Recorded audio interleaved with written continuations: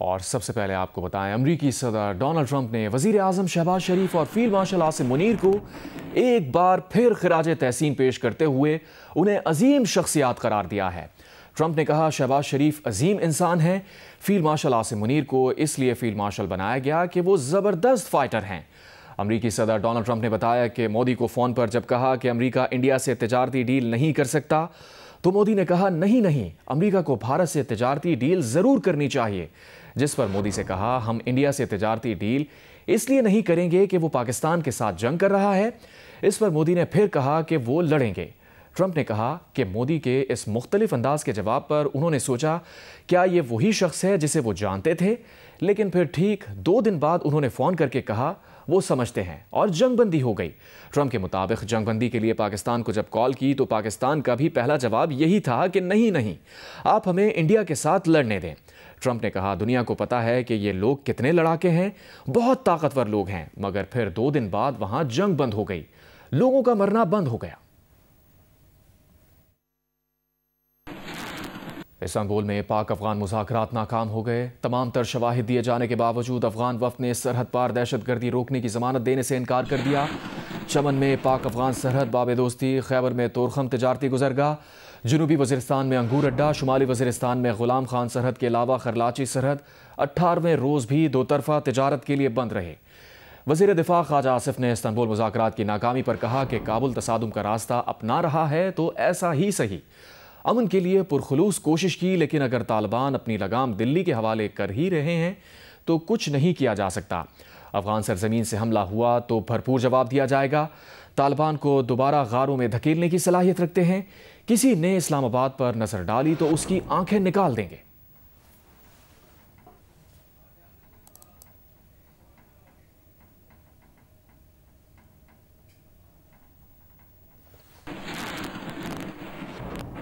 वज़ीर दिफा ख्वाजा आसिफ का कहना है कि अफगान सरजमीन दहशतगर्दी के लिए इस्तेमाल हुई तो भरपूर जवाब देंगे। अफगानिस्तान के अंदर भी जाकर जवाब देना पड़ा तो देंगे।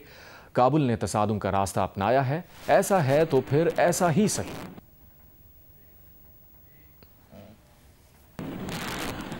सिक्योरिटी फोर्सेस का कुरम के इलाके दोगर में भारतीय हिमायत याफ्ता फितना अल खवारिज के खिलाफ इंटेलिजेंस बेस्ड ऑपरेशन।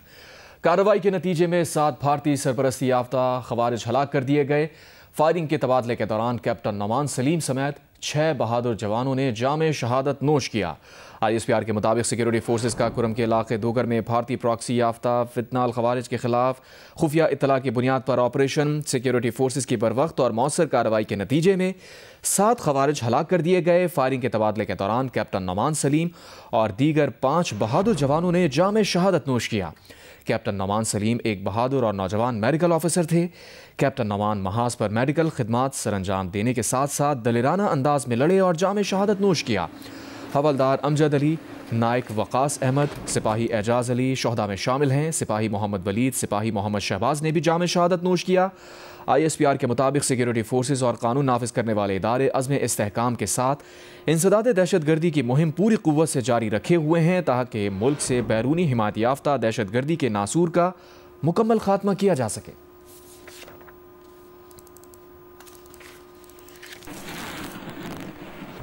सदर मुल्क आसिफ अली जरदारी, वज़ीर आज़म शहबाज शरीफ और वफाकी वज़ीर दाखिला मोहसिन नकवी ने दहशतगर्दों के खिलाफ कामयाब कार्रवाई पर सिक्योरिटी फोर्सेस को खिराज तहसीन पेश किया है। सदर मुमलिकत ने खवारिज के खिलाफ कार्रवाई में शहीद कैप्टन नोमान सलीम और उनके 5 साथियों की कुर्बानियों को खिराज तहसीन पेश किया और कहा कि कौम अपने बहादुर सपूतों की कुर्बानियों पर फ़ख्र करती है। सदर मुमलिकत आसिफ अली जरदारी और वज़ीर आज़म शहबाज शरीफ ने ऑपरेशन के दौरान शहीद पाक फ़ौज के शहीद कैप्टन और जवानों को खराज अक़ीदत पेश करते हुए कहा, मुल्क से दहशतगर्दी के मुकम्मल खात्मे के लिए पुरअज़्म है। वफाकी वज़ीर दाखिला मोहसिन नकवी ने शहीद होने वाले कैप्टन नोमान सलीम समेत 6 जवानों को खराज अक़ीदत पेश करते हुए कहा कि फितना अल खवारिज के मज़मूम अज़ाइम नाकाम बनाने वाले वतन के बहादुर सपूतों की कुर्बानियों को कभी फरामोश नहीं किया जा सकता।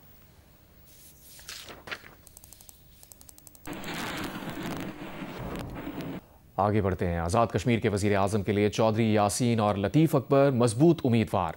मुस्लिम लीग नून और पीपल्स पार्टी ने वज़ीर आज़म आज़ाद कश्मीर के खिलाफ अदम एतमाद की तहरीक पर दस्तखत कर दिए। कल तहरीक जमा कराई जाएगी। तहरीक अदम एतमाद के बाद नून लीगी अरकान वजारतों से इस्तीफ़े देकर अपोजिशन बेंचेस पर बैठेंगे। इस दौरान वजीर आजम आज़ाद कश्मीर चौधरी अनवारुल हक ने इस्तीफे के लिए मशरूत रजामंदी जाहिर की है। ज़राए के मुताबिक चौधरी अनवारुल हक ने हामी वज़रा और अरकान असम्बली के लिए तरक्याती फंड्स और जारी मनसूबों की गारंटी मांग ली है। ज़राए के मुताबिक पीपल्स पार्टी ने आज़ाद कश्मीर की वज़ारत उज़्मा के लिए किसी उम्मीदवार का ऐलान नहीं किया। अनवारुल हक के खिलाफ तहरीक अदम एतमाद में भी नए कायदे अवान के नाम की जगह खाली है।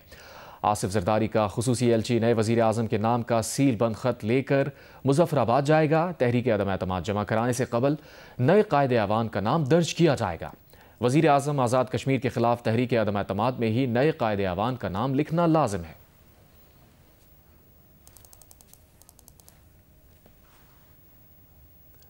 वज़ीर आला पंजाब मरियम नवाज ने कहा है कि सियासत या मजहब की आड़ में लोगों की जिंदगियों को खतरे में डालना, इमारतों को नुकसान पहुंचाना कबूल नहीं।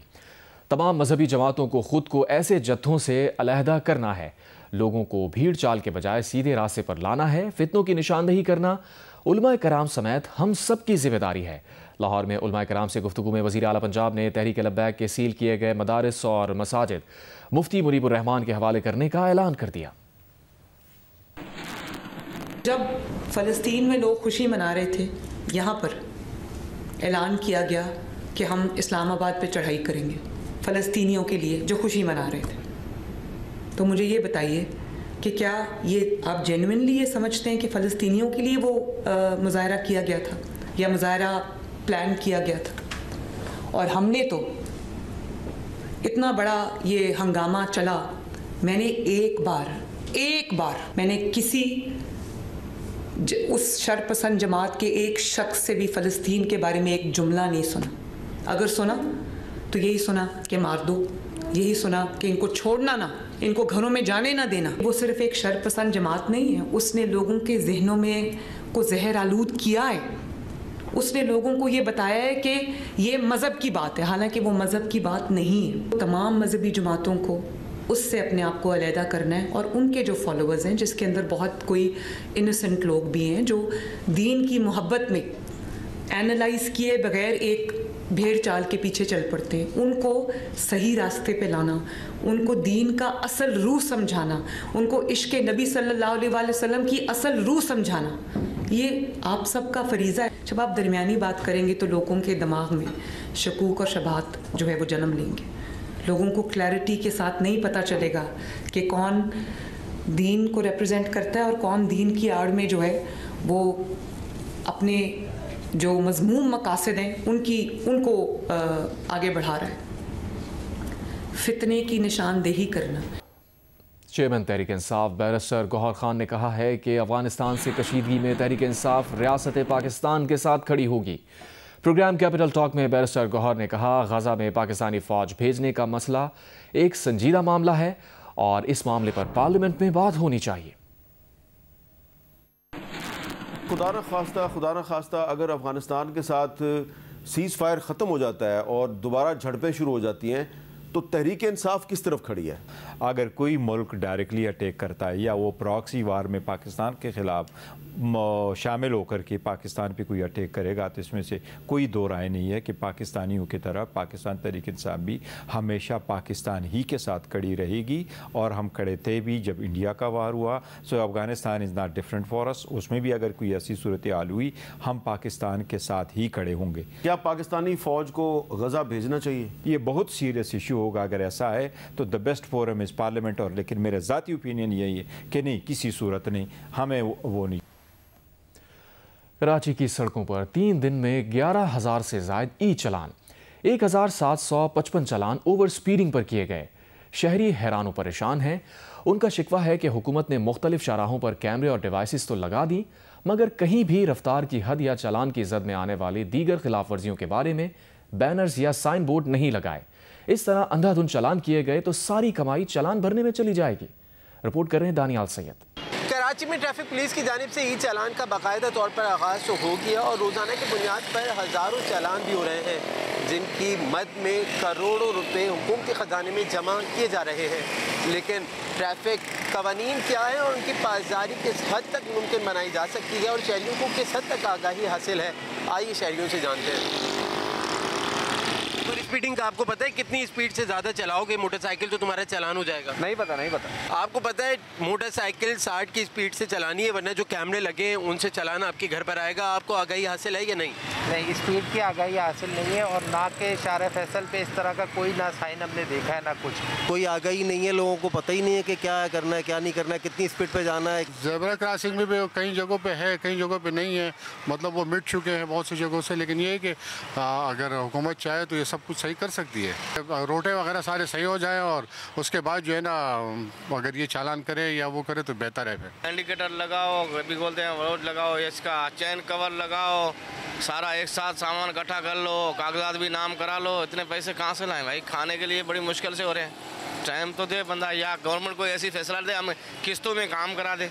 ना मुझे ये पता है कि 60 से ऊपर पे इन्होंने ये बैन लगाया हुआ है। अगर ये पहले से बैन है तो शायद ये मेरी इग्नोरेंस है, अदरवाइज़ कभी ऐसा कोई चीज़ हाईलाइट नहीं हुई। अभी तो फिलहाल हम जो ओवर स्पीडिंग के चलान कर रहे हैं वो ट्रैकर बेस कर रहे हैं सारे, लेकिन आने वाले दिनों में 1-2 दिनों में ये साइन बोर्ड्स भी लगने जा रहे हैं। डिजिटलाइज साइन बोर्ड भी जो है वो उनसे भी बात हो गई है, वो भी लग रहे हैं सारे।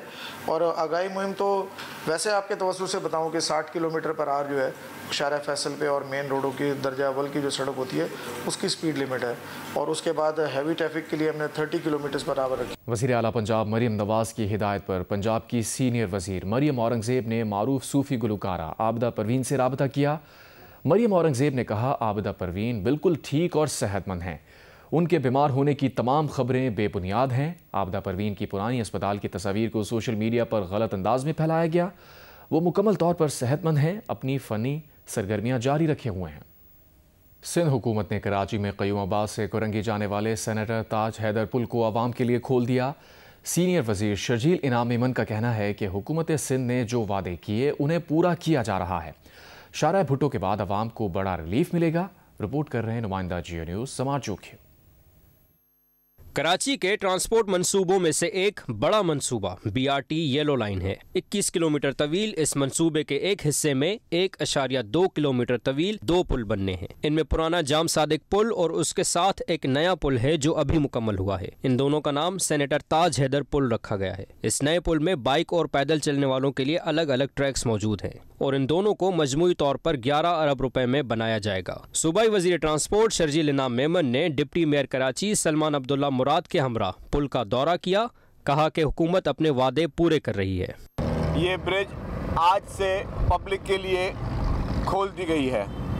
पहले 10 दिन इसको 1 वे चलाया जाएगा और 10 दिन के बाद जो है ये ब्रिज 2 वे चलेगी, और उसके बाद फिर जो पुरानी जाम सादिक ब्रिज थी उसको तोड़ के वहाँ पे भी स्टेट ऑफ द आर्ट इससे बड़ी ब्रिज जो है वहाँ बनाई जा रही है। शर्जील इनाम मेमन ने कहा कि BRTs हुकूमत की तरजीह है और कराची को जदीद सहूलियात से आरास्ता करेंगे। शारा भुट्टो खुल चुका है, दिसंबर में आखिरी फेज भी कंप्लीट हो जाएगा, और फिर पूरे कराची शहर की ट्रैफिक की डायनामिक्स जो है उस दिसंबर के बाद चेंज हो जाएगी। शहर की बाकी जो सड़कें हैं उस पर भी तेज़ी से काम चल रहा है, जो कि बारिशों में ख़राब हो गई थी, या बाकी जो और इशूज़ थे उस पर भी तेज़ी से डेली बुनियाद पर काम चल रहा है। शर्जील मेमन का कहना था कि पीपल्स बस सर्विस का दायरा शिकारपुर और खैरपुर समेत दीगर शहरों तक बढ़ाया जा रहा है। सिंध हुकूमत 500 EV बसें ला रही है और पिंक स्कूटी के लिए खवातीन को ट्रेनिंग समेत मुफ्त लाइसेंसेस भी फराहम किए जा रहे हैं। कैमरामैन सरवर रजा के साथ जम्मार जोखियो, जियो न्यूज़ कराची। बानी PTI से आज मुलाकात के लिए नामों की अलग अलग फहरिस्तें सामने आ गईं। सलमान अकरम राजा ने बैरिस्टर अली जफ़र की जारी लिस्ट पर एक और लिस्ट जारी कर दी। अली जफ़र की लिस्ट में सुहेल आफरीदी, जुनेद अकबर, शाहिद खटक, ओन अब्बास, तैमूर सलीम और ज़र आलम खान के नाम शामिल हैं, जबकि सलमान अकरम राजा की लिस्ट में सुहेल आफरीदी, बाबर सलीम स्वाति, असद कैसर, जुनेद अकबर और तैमूर सलीम झगड़ा के नाम शामिल हैं। PTI ज़राए का कहना है कि मुलाकातों की फहरिस्त मुरतब करने की जिम्मेदारी अली जफ़र को दी गई थी।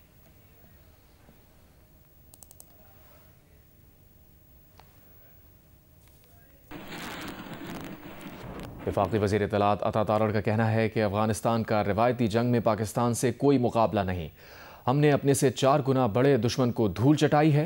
जियो न्यूज़ के प्रोग्राम आज शाजिब खानज़ादा के साथ में बातचीत करते हुए उन्होंने कहा, फितनाल खवारिज और फितनाल हिंदुस्तान के नापाक इत्तेहाद का सर कुचला जाएगा।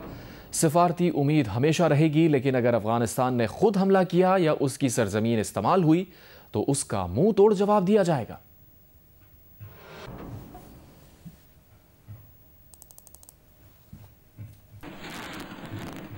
आर्ट्स काउंसिल ऑफ पाकिस्तान के तहत कराची में वर्ल्ड कल्चरल फेस्टिवल 2025 का आगाज 31 अक्टूबर से होगा।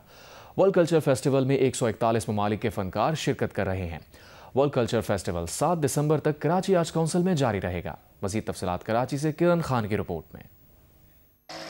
पाकिस्तान आर्ट्स काउंसिल की जानिब से वर्ल्ड कल्चर फेस्टिवल 2025 का आगाज 31 अक्टूबर से होगा। सदर आर्ट्स काउंसिल अहमद शाह का कहना है कि 39 रोजा फेस्टिवल 7 दिसंबर तक आर्ट्स काउंसिल में जारी रहेगा। फेस्टिवल में 141 ममालिक शिरकत कर रहे हैं, जिसमें अफ्रीका से 37, एशिया से 41, यूरोप से 36, साउथ अमेरिका से 11, नॉर्थ अमेरिका से 13, जबकि ओशियाना के फनकार भी परफॉर्म करेंगे। हम आपको दुनिया की इंतहाई शानदार फिल्में रोज, और इसकी कोई टिकट नहीं है, ये फ्री ऑफ कॉस्ट है। बहुत सारी चीज़ें बिल्कुल फ्री हैं।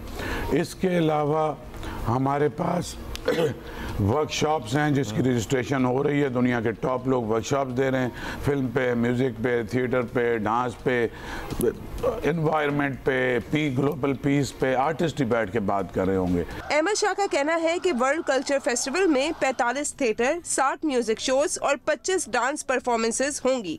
उनका कहना है कि फेस्टिवल में 25 तरबियती नशिस्तें और 15 टॉक्स के सेशंस भी होंगे। फेस्टिवल में 1000 से ज़ायद फनकार परफॉर्म करेंगे, जिसमें पाकिस्तानी फनकार भी शामिल हैं। कैमरामैन शाहिद इस्माइल के साथ किरण खान, जियो न्यूज़, कराची। जियो स्पोर्ट्स में आपको बताएं, आईसीसी विमेंस वर्ल्ड कप के पहले सेमीफाइनल में जनूबी अफ्रीका ने इंग्लैंड को 125 रन से हराकर पहली मरतबा फाइनल खेलने का एजाज़ हासिल कर लिया।